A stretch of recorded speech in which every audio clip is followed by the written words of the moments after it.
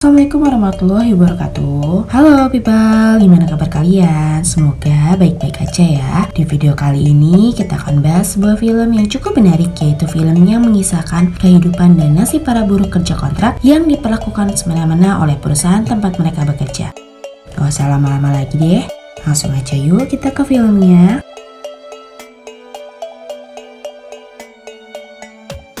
Film dimulai dengan memperlihatkan puluhan karyawan supermarket yang sedang melakukan apel pagi yang dipimpin oleh atasan mereka. Salah satu karyawan bernama Han Sun Hee dipanggil maju ke depan dan dipuji atas kerja kerasnya selama 5 tahun ini sebagai karyawan kontrak dan akan segera diangkat menjadi karyawan tetap 3 bulan lagi. 정직원이 되십니다.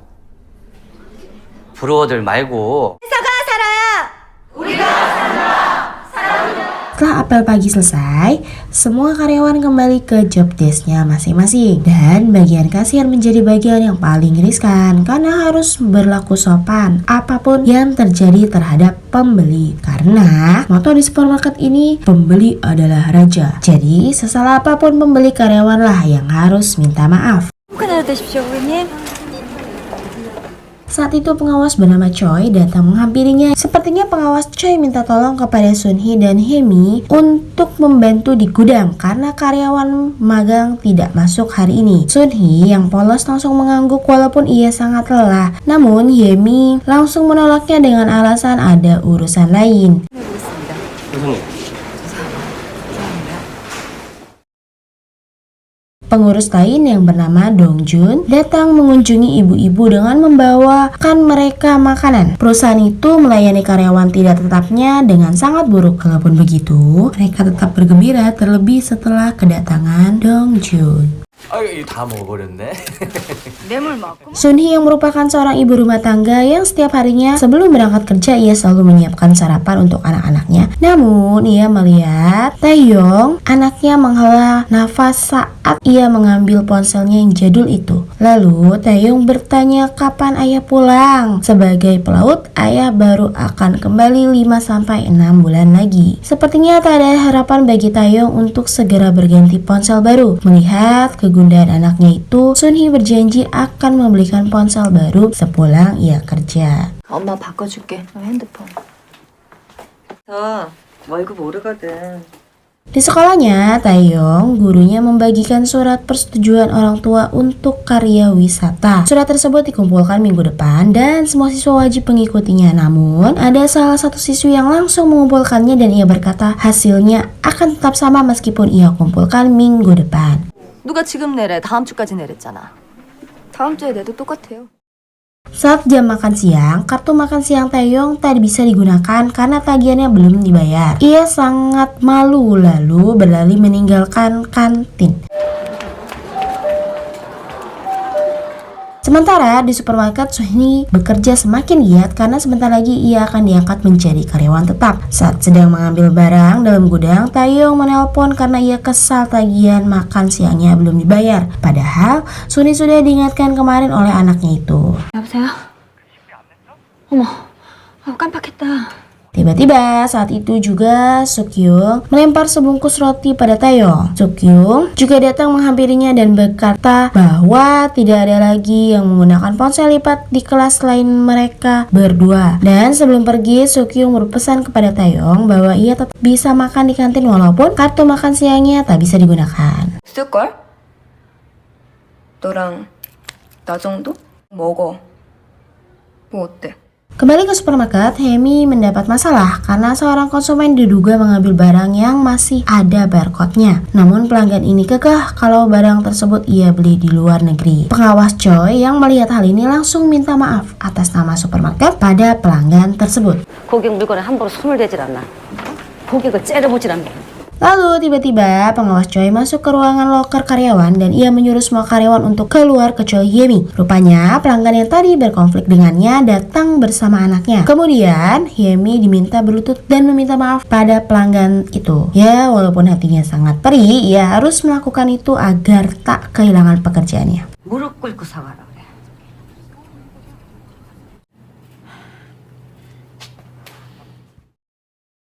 Singkat cerita, para dewan direksi sedang melakukan rapat dan direktur utama setuju untuk memberhentikan karyawan demi mengurangi pengeluaran perusahaan. Dong Jun yang turut berada di sana tidak setuju dengan keputusan itu, tapi direktur tidak mau mendengarkan pendapat dan PHK akan berlangsung dilakukan bulan ini juga. 요즘 아웃소싱이 트렌드지 않습니까? 그러니까 말이야. 우리 지금 업계에서 용역업체 선정 이미 끝났습니다. 빨리 진행하시면 됩니다. 네. 한 달 안에 처리해. Selesai rapat, Dong Jun sangat sedih melihat ibu-ibu pegawai di sana, terutama dengan bibi Sunrae yang sudah dianggap seperti ibunya sendiri. Lalu, keesokan harinya, semua karyawan kontrak mendapatkan sebuah pesan pemutusan kontrak kerja. Sunrae pun yang sebelumnya dijanjikan menjadi karyawan tetap juga mendapatkan pesan tersebut. 이거 어떻게 된 거예요? 뭐가요? 마감조들 빨리 매장 들어가요 빨리. Pemberitahuan itu juga sudah dipasang di papan mading sehingga semua karyawan berkumpul di sana untuk menuntut kejelasan kenapa mereka di PHK. Pengawas Choi tak menjawab apa alasannya, lantas Sun Hee meminta penjelasan dari Dong Jun, namun ia juga hanya bungkam. Sesampainya di rumah, Sun Hee stres memikirkan nasib keluarganya ke depan. Di saat yang tidak tepat, Taeyong juga membahas tentang rencana karya wisata di sekolahnya dan menanyakan tentang ponsel yang dijanjikan bundanya itu. Namun, Sun Hee langsung bangkit dari duduknya dan hanya terdiam. Diamnya Sun Hee itu menjadi jawaban bagi Taeyong.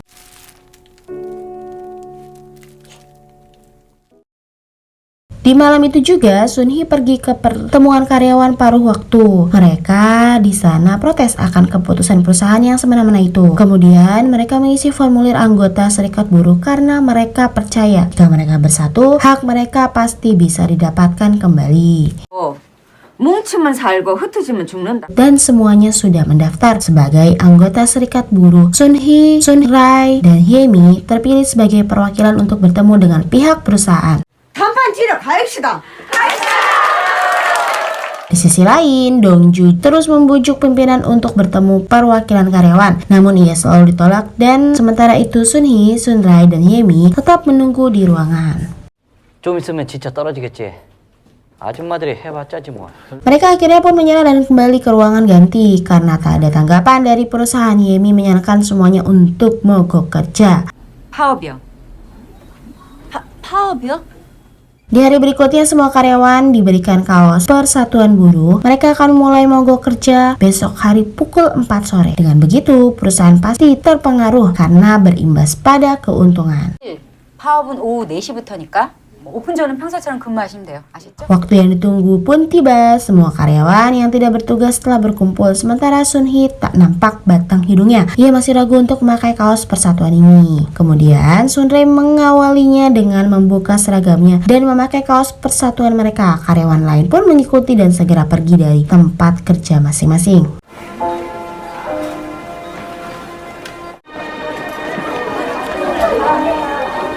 Saat itu Sun Hee baru keluar dari ruang loker dan ia mendengar pengawas Choi meminta para karyawan magang untuk siaga di meja kasir yang kosong. Sun Hee pun berlari secepat mungkin karena ia harus segera memberitahu hal ini kepada yang lainnya. Lalu mereka semua kaget saat diberitahu Sun Hee akan hal itu. 그게 무슨 소리야, 선우야? Tak lama kemudian, sekitar 40 karyawan telah mengisi semua konter meja kasir. Karyawan yang lainnya tidak terima dengan tindakan tersebut lalu mendorong para karyawan magang untuk meninggalkan tempat itu. Hingga terjadi keributan yang akhirnya mereka semua berhasil membuat seluruh transaksi jual beli di supermarket ini lumpuh total.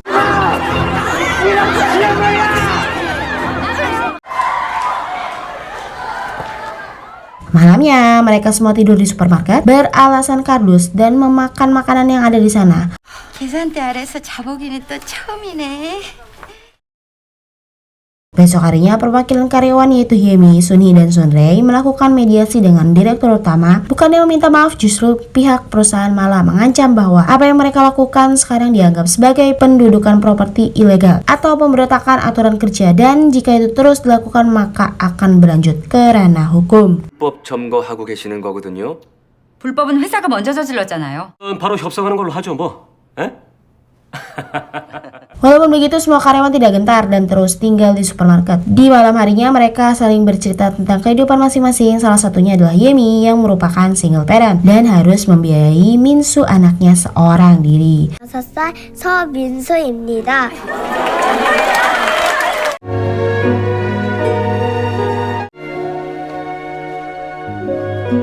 Lalu di rumahnya Sunhee meminta anaknya Taeyong untuk mengurus adiknya. 엄마한테 전화 왔었어? 응. 라면만 먹지 말고. 어서 오세요, 손님. 여긴 시간당 얼마나 주냐? 알아서 뭐. Semua karyawan dengan sukacita menyantap makan malam mereka, namun tak lama kemudian pihak perusahaan memutus aliran listrik dalam supermarket. Meskipun dalam keadaan kondisi yang gelap, para karyawan tetap menemukan cara untuk bahagia. Dengan lilin yang ada, mereka membuat pertunjukan agar tetap kompak. 졸라게 사랑합니다, 고객님.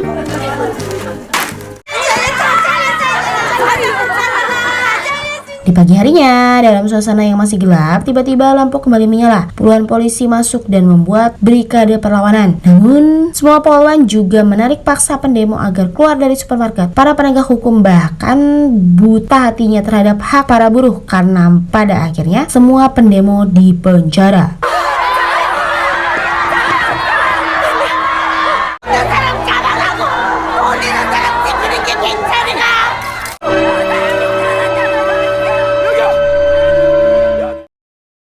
Esok harinya, Taeyong mengunjungi ibunya sebagai perwakilan dari pihak keluarga. Sunhee meminta Taeyong agar merahasiakan ini dari ayahnya dan ia pun setuju. 엄마 진짜 죄 지은 거 아니야.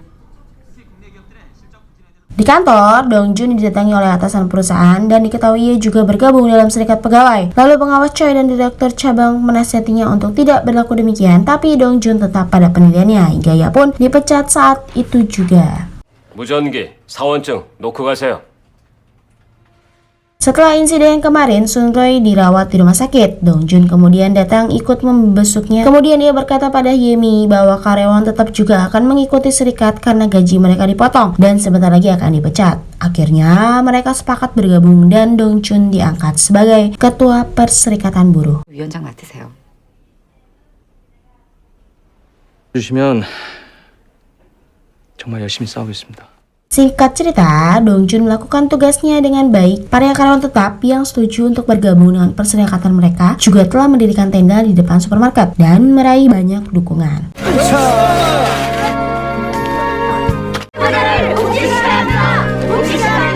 Malam harinya, saat memberi pidato, Dongjun berkata bahwa pihak ketenaga kerjaan meminta pihak supermarket untuk kembali memperkerjakan karyawan yang telah mereka PHK. Dan sampai saat hari itu juga, Dongjun meminta agar semuanya untuk tetap bertahan. 해고된 직원들을 복직시키라고 명령했답니다.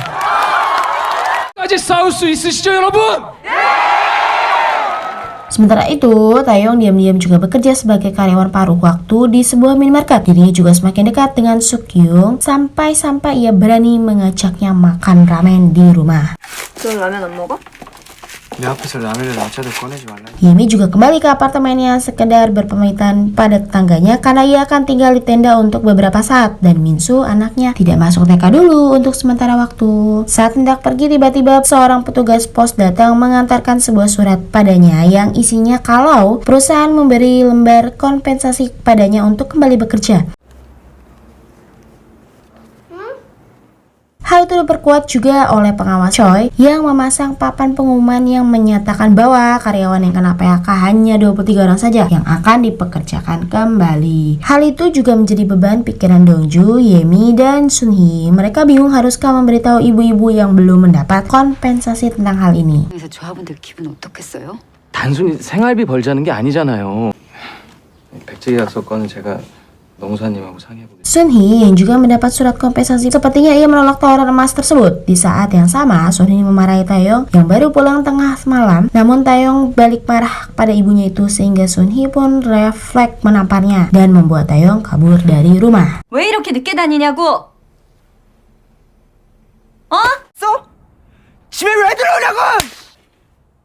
Pagi-pagi sekali, para karyawan demonstran sudah berpencar untuk membagikan selembaran dan hanya tersisa Sunray, Dongju, dan Minsu kecil di tenda. Dan saat itu, mereka melihat beberapa pria berjaket hitam duduk tak jauh dari tenda mereka. Sementara itu, Sunhee pergi menemui Suk-kyung untuk menyampaikan permintaan maafnya pada Taeyong. 너한테 많이 미안하대. 우리 엄마 만났어? Sore harinya, para demonstran sudah berkumpul di dalam tenda. Mereka mulai dengan perjuangan yang tak kunjung mendapat hasil. Tiba-tiba, dari luar tenda, beberapa pria berjaket hitam yang tadinya dilihat Dongjun merusak tenda mereka.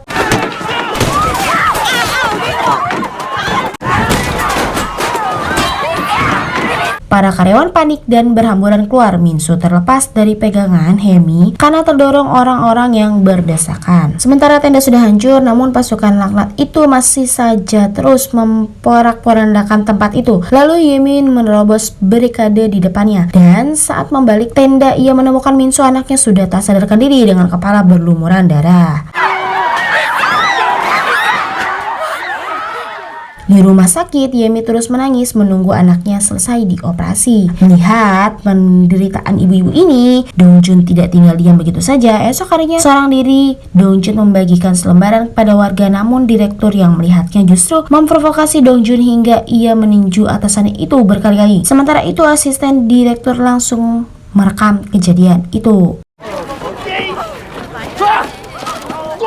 Sementara itu, Taeyong menuntut gajinya yang kurang pada bosnya di minimarket. Namun, ia justru dibentak dan diusir keluar. Taeyong yang geram langsung saja melempar jendela hingga kacanya pecah. Dan si bos menganggap itu perbuatan teror, kemudian langsung menggebuki Taeyong saat itu juga.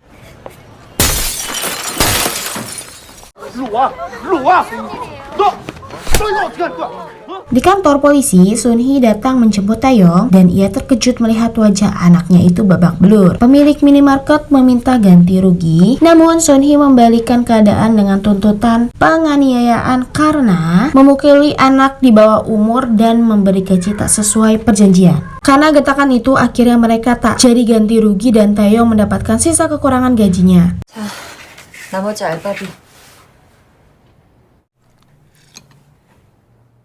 Kembali pada Dongjun, pimpinan perusahaan menjadikan video kekerasan Dongjun sebagai senjata untuk menjebloskannya ke penjara. Sunhee dan Sunray pun datang membesuknya. Dongjun pun menyesal karena tidak bisa bertanggung jawab, tapi Sunray terus menyemangatinya.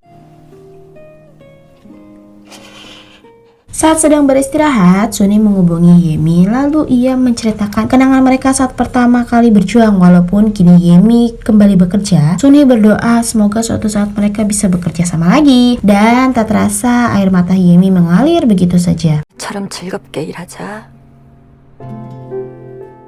Sunhee tak ingin menyerah begitu saja. Ia mengunjungi semua temannya untuk kembali berjuang merebut hak mereka. 여사님, 어서 오나. 안녕하세요. 그래도 이렇게 끝나는 건 아닐 것 같아.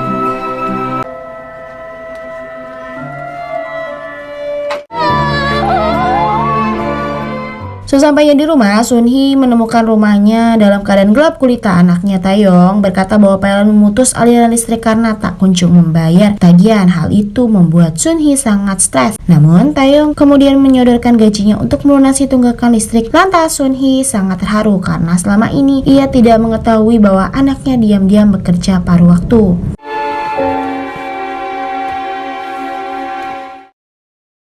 Esok harinya, keadaan di supermarket sangat sibuk. Sunhee berada di tengah keramaian, sementara teman-temannya berpura-pura belanja. Namun, suara Sunray terlalu kecil untuk menarik perhatian. Dan akhirnya, ia menggunakan mikrofon resepsionis untuk mengutarakan kekejaman perusahaan pada karyawannya. Rekan-rekan yang lainnya juga langsung menyekat pintu keluar dengan troli belanja. Pengawas Choi segera mematikan mikrofon itu. Tak habis akal, Sunhee pun berdiri di tengah kerumunan melanjutkan orasinya. Tiba-tiba, pasukan berjaket hitam kembali datang, lalu mereka menarik paksa para demonstran untuk keluar dengan kasar.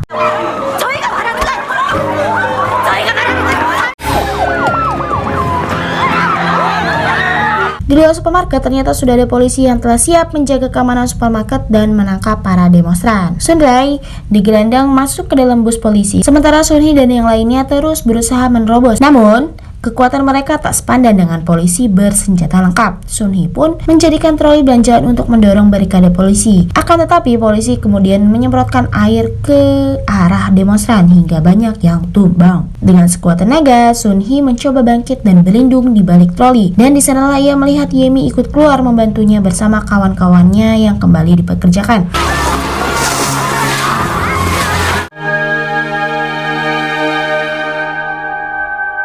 Dan kini mereka bersatu kembali untuk mendorong barikade polisi bagaimana caranya. Dan film pun tamat. Endingnya sangat tidak memuaskan ya people. Jadi penasaran bagaimana nasib para buruh itu yang secara tidak langsung demi mendapatkan hak mereka justru mereka harus dihadapkan dengan aparat. Di Indonesia, para buruh kita masih mendapatkan haknya untuk demokrasi. Berbeda halnya dengan di Korea yang sama-sama kita lihat keadaannya seperti itu. Jadi gimana nih pendapat kalian?